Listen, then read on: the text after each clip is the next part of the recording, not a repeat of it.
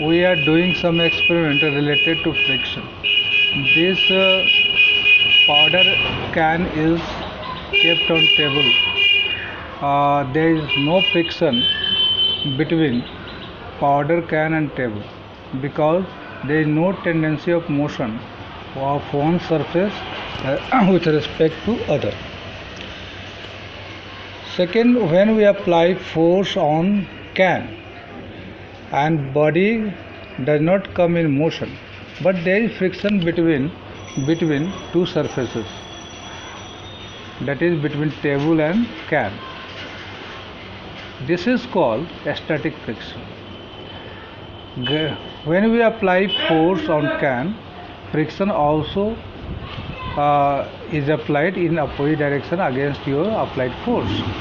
As you increases the applied force, friction also increases, but there is a limitation. The maximum force that it could oppose against the applied force when body is rest, that is called limiting friction. After limiting friction, if you apply force, body comes in motion like that, and in this case there is still friction between table and can, and that is called kinetic friction. Now when this can is rolled and still there is friction between two body, but it is very less in respect to sliding friction, and this is called a rolling friction. The same body is there when in this case there is sliding case, and when it is rolled, it is called the friction between two surfaces is the rolling friction. Now we are showing the another experiment for normal force. This book is kept on table and it is pushed.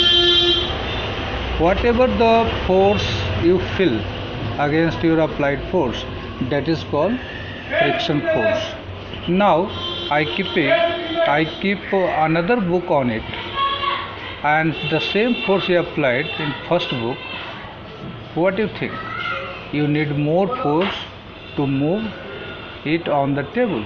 That means there is something that is there, and that is normal force. Keeping second book on first book, you increase the normal force on the table. That's why friction becomes more than the previous case. Now do another experiment, that is for the roughness of the surface. In this case you are seeing the can kept on table, and whatever the friction is between when we move it, and now this can is kept on a sponge. A sponge is rougher than the table, and when can is put on a sponge, you need more force to move it. What is conclusive point? That roughness, if roughness increases between the two surfaces, friction amount also increase. Thank you.